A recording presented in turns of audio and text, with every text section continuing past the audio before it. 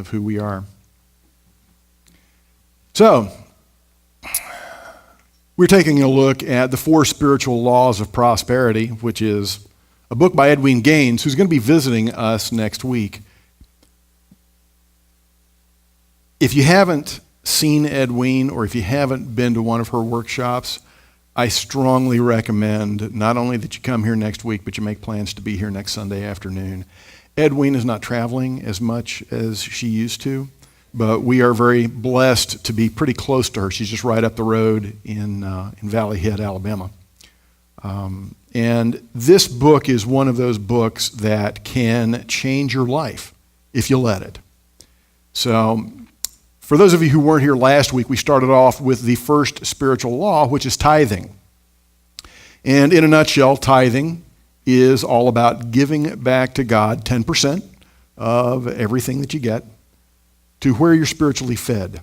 And I want to make it real clear, if you weren't here, that doesn't necessarily mean this church, although hopefully you're getting some spiritual food here.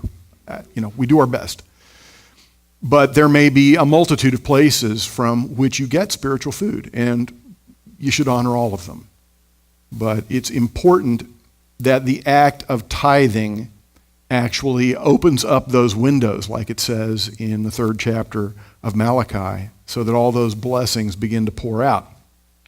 So what we're talking about this week is the second law of prosperity, and that's one that will essentially help you build the basket that you're going to use to receive all those abundant blessings that pour out. And that basket weaver in consciousness is goal setting. Now, in this book, there's actually a section where she goes through a 10-step process on how to set effective goals. For me to teach that from the pulpit would require us to be here till about 3 o'clock this afternoon. How many of you want to stay till 3? I don't see one hand out there. I'm a little disappointed. Okay. Somebody's got to be teacher's pet, right? So rather than do that, what I want to do is talk about 3 general principles that kind of apply to this goal-setting process. So if you want to learn more about that 10-step process, get one of these books. We still have some in the bookstore, and I promise we'll get it open today, if I have to stand there and take change myself. And we will also have Edwene here next week, who can explain stuff in grave detail. So it's an excellent system of goal setting. But what we're going to talk about today is just 3 broad ideas about how we work with those goals. First idea, if you're taking notes, is dream in Technicolor. Okay? Second idea is a complaint-free world. And the third idea is we have nothing to fear but fear itself. Okay? Dream in Technicolor, complaint-free world, and we have nothing to fear but fear itself. Now, the first idea, it actually came to me from something my brother said to me one time, and I'm sure he probably got it from a line in a movie or something.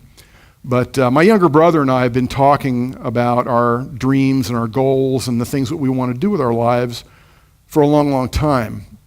He's a lot younger than I am. We didn't talk about that much when, say, he was 3 and I was 13, or even when he was 8 and I was 18, and then I left.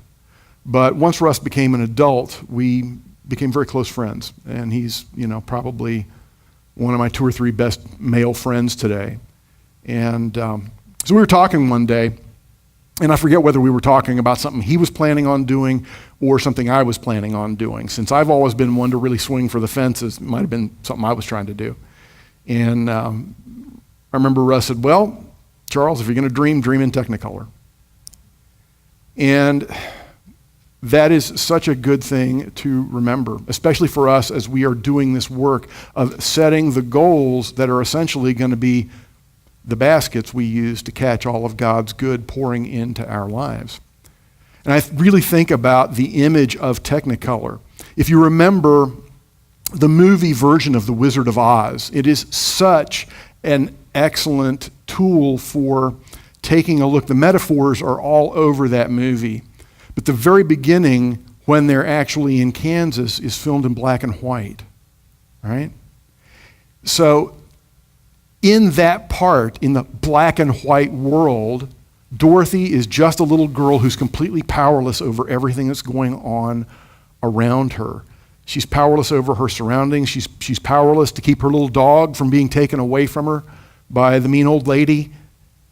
She doesn't have anything that she feels like she's in control of.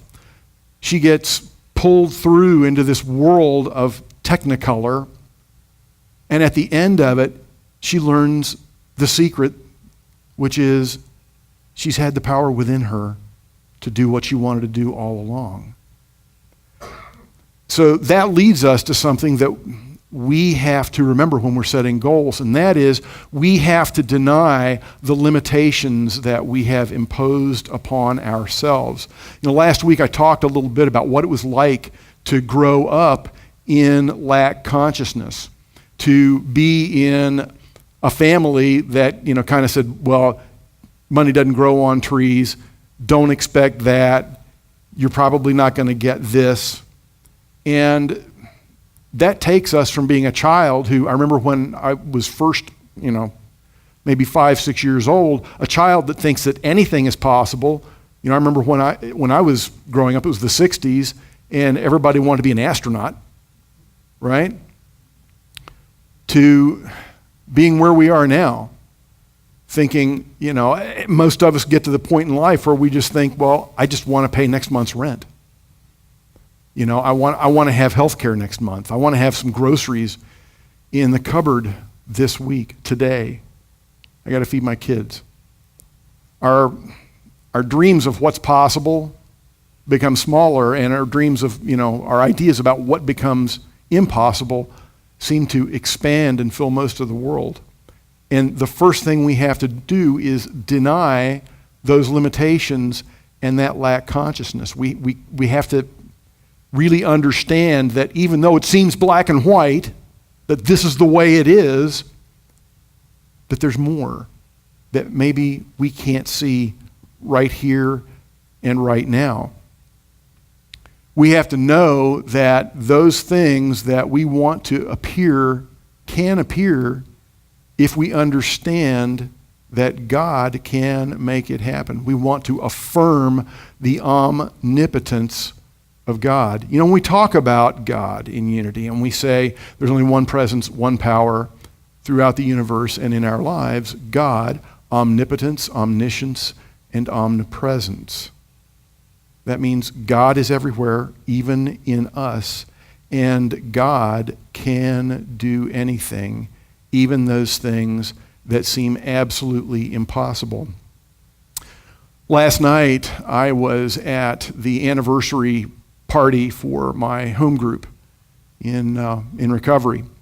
And we had a guest speaker there. Since it was an open meeting, I feel comfortable sharing this, but he told his story, and a part of it was about his recovery from cancer. He had esophageal cancer, which, if any of you are in the healthcare professions, that's serious stuff.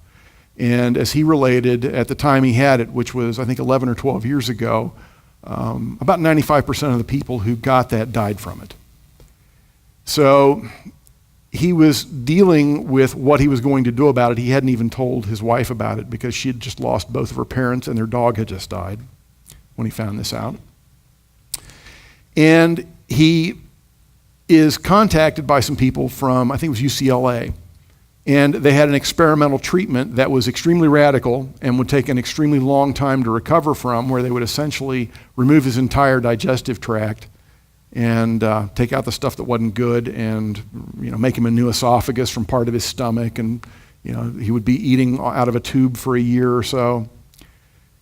But he would have a chance at a normal life. And as he spoke very vigorously and passionately last night, you can see that obviously that operation was a success.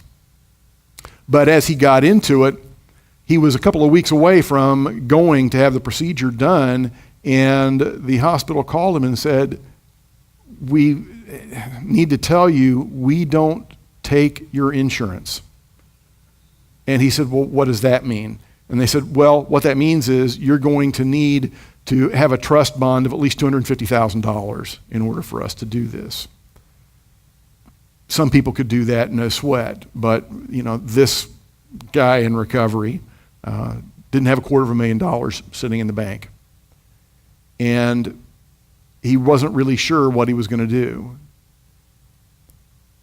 The first thing that happened was some of his friends in recovery began collecting the money for him, but they weren't really that close yet. So he gets another phone call from them, and they told him, listen, we want you to contact the head of our department. He's actually in Minnesota right now. Can you leave him a message and he'll call you back? And he's thinking, yeah, sure. Doctors always call you right back when you call. But he makes his phone call, and a few hours later, the phone rings. And what the doctor tells him is, I'm up here in Minnesota, and I'm trying to teach this new thing that we're going to do, which is the procedure that we want to do for you. And what I'd really like to be able to do is show them how it's done. If you can get up here in the next couple of days, we can do this, and you don't have to worry about the money.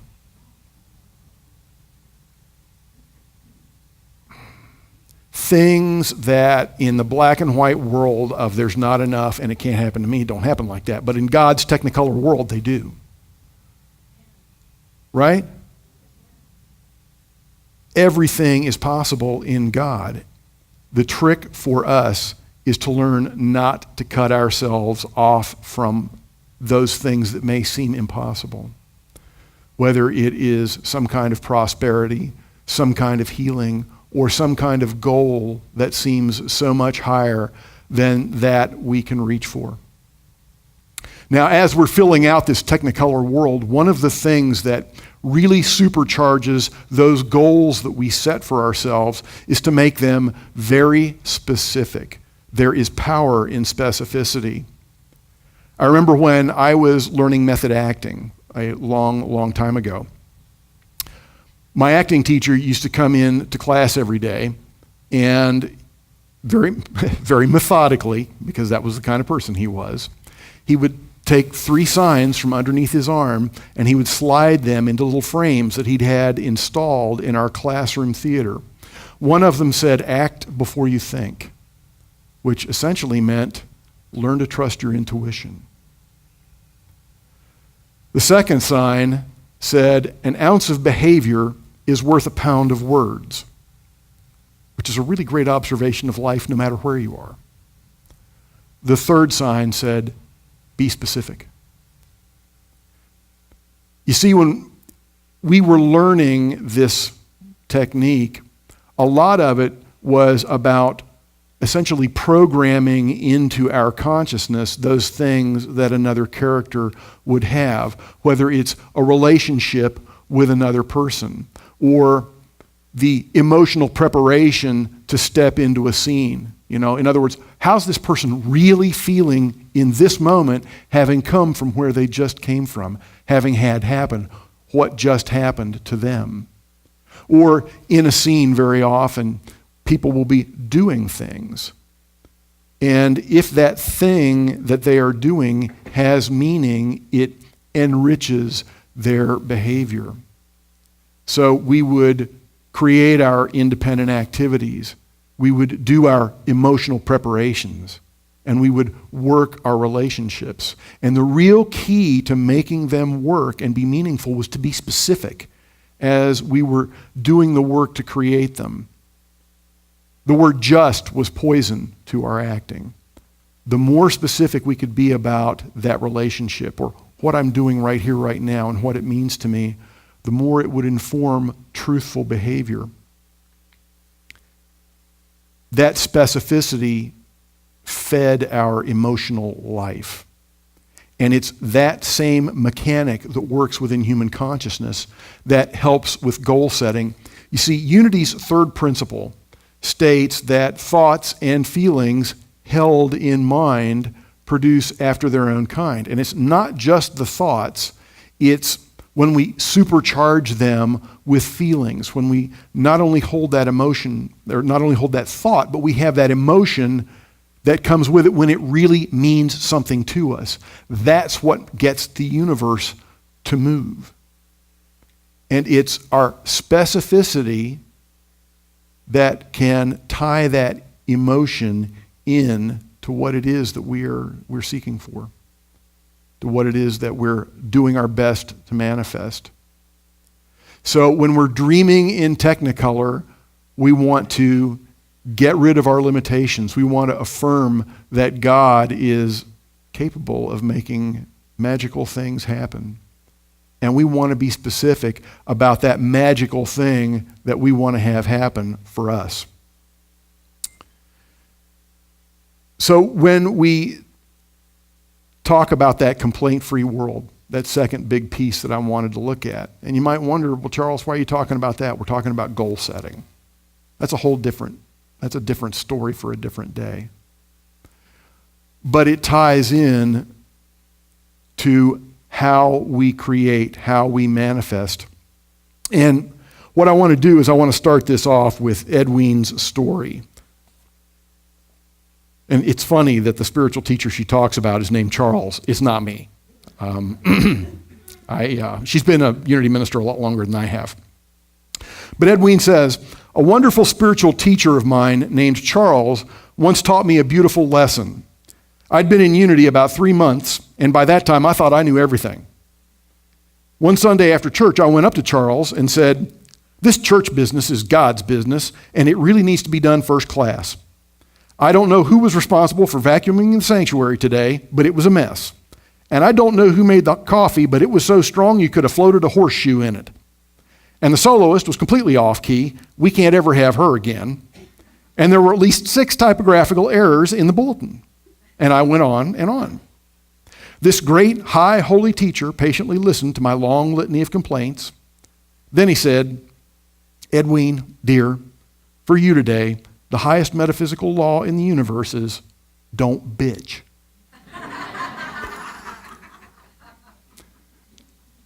I was taken aback. That wasn't at all the response I'd expected. So I went home and prayed about it. I prayed, he doesn't appreciate what I was trying to do. I was just trying to help. And then I heard the little voice inside me, the one that always speaks the truth, and it said, you should pay attention to what he said.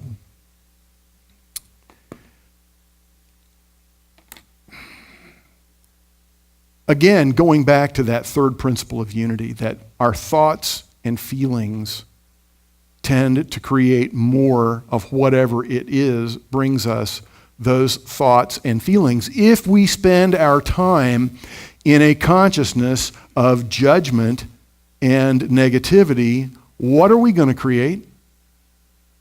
More of that thing that we're going to judge and be negative about, right? More of that. So what we want to do, if we're going to create goals that we're going to be able to go out and get in the universe, we don't want to continue to focus on what's wrong, what we don't have. Like, if I said, I really would like to lose some weight, what I don't want to focus on is I'm fat. I'm a slob. Because what I'm going to keep getting from the universe is more of that. What I want to do is I want to be thankful for all the good that I have and for the opportunity to take care of my body in ways that promote good health. The exact opposite of judgment and criticism is gratitude, and it is gratitude that supercharges our ability to make our goals happen. This is something that has been known for thousands of years, and Jesus was one of the greatest teachers of this. Okay, he's got 5,000 mouths to feed. He's not going to stand there and start griping at the disciples. What were you all thinking bringing these people out here? Why did you let them show up? Why didn't somebody arrange for a caterer? Right? He's got a couple of loaves and some fish. Basically, he's got a couple of sacks full of filet fish sandwiches and 5,000 people to feed. What does he do? He says, thank you. Thank you, Spirit. And he blesses what he has and turns it into way more than enough. Same thing when he goes to raise Lazarus. He doesn't say, why didn't you guys call me sooner? Why didn't you try this? Why didn't you do that? No, you always hear me. And then he says, Lazarus, come out. He just looks at the goal that is ahead and says, thank you for what I have. And there's a real metaphysical secret that's involved in this. And again, when we talk about that overflowing blessing that pours out of the windows of heaven, and we're going to create a basket that catches it, this is where it gets down to almost the science of it, all right? When we become grateful for something that has not yet manifested, we are absolutely creating a hole in the universe that is the size and shape of the thing that we wish to manifest. David Owen Ritz talks a lot about this phenomenon in The Keys to the Kingdom. He talks about how the universe abhors a vacuum. That thank you for whatever it is that we're doing our best to manifest, that thank you for that goal that we've not yet achieved, that gratitude goes out and it creates an empty space in the universe, the exact size and shape of the thing that we're saying thank you for. What does the universe do? It fills it. Exactly. It fills it with that thing that fits that goal, that desire, that need. All right? So what we are doing, if you remember last week, those of you who were here, we talked about how tithing is a way of increasing our faith. It's like exercising our faith muscle, all right? But it's not enough just to have a big, strong muscle. We have to know what we're going to do with that muscle. If you watch the athletes at the Olympics, all right, especially I was watching some of the shot putters, the people that throw those 16-pound metal balls, 72, 73 feet. It's not enough just to be, big and ripped with all these muscles. They have to direct what they're doing. They have to know exactly where they want to put that shot. What we do when we tell the universe in advance, this is what I'm doing and thank you for making it happen, is we are directing that faith that we have kind of exercised into strength through the process of tithing. We're, again, creating that basket that we want to fill with that overflowing abundance of blessings that God has challenged us, not just promised us, but challenged us and said, see if I don't do it. See.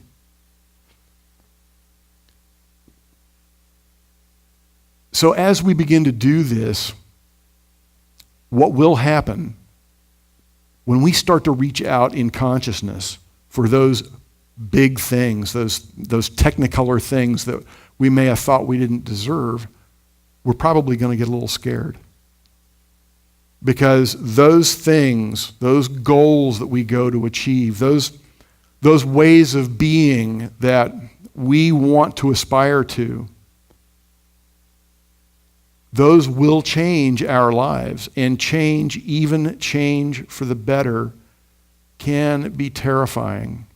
I think I've told some of you before about what happened to me when I came home from being overseas.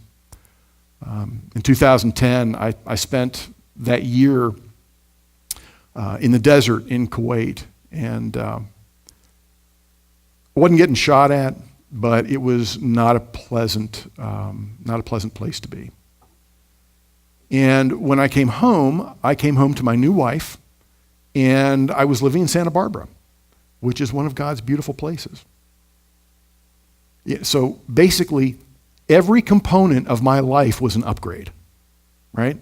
I was living in a lovely little place in Santa Barbara instead of a tent in the middle of a desert. I was living with Christine instead of Chief Gerard. Not even going to go into that. God love him. And I was studying to be a minister instead of trying to keep a camp from being swallowed by the desert day in and day out. Every aspect of what I was doing was better. And it wasn't working for me. Finally, one day, Christine said to me, she said, "Charles, there's something wrong with you, and you're not telling me what it is."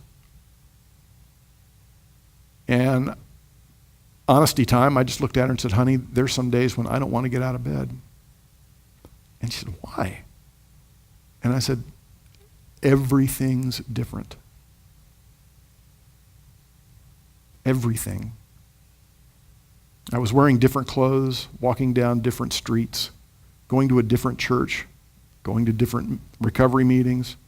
I had different kids. I had a different wife. Every last shred of my old life was gone. It was all better. But the enormity of the change was a lot to swallow. So I understand being afraid of change. I understand what that's like. So what Edwene does is she talks about knowing that change will come, whatever it may be. When we set those goals, we may be setting ourselves up to change something that has been that way our entire life. So the way to do it is to take a look at what that is and then maybe start small. Those fears that we have, they can be fears of big change, so we start small. If we really wanted to learn how to scuba dive and we were kind of afraid of that, maybe we could start just paddling around in the pool with a mask on. If we really wanted to change our body, our lifestyle, we don't have to immediately go on a 100% celery diet. Maybe we just stop eating Twinkies after 8 o'clock at night. We start small. We do something that's doable and not too scary.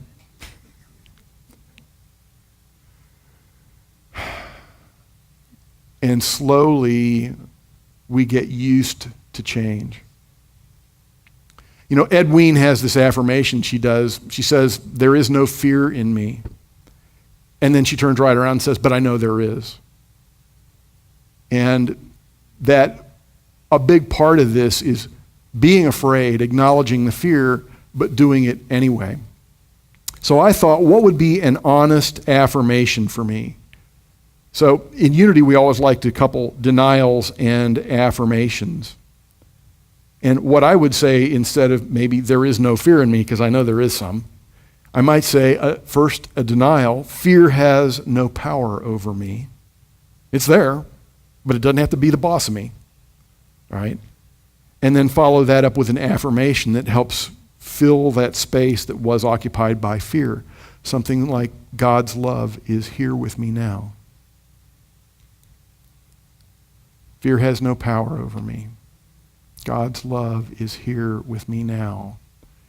And with that love, I can set goals that allow me to live a life from my Technicolor dream. I can live in a complaint-free world. I can set goals and begin taking small steps toward achieving them. And I can be the prosperous child of God that I was born to be. So can we all? Please join me in prayer. Sweet Spirit, we give thanks for the abundance is ours. We give thanks for your presence in our life, giving us the ability to overcome our fears, even and especially our fear of success.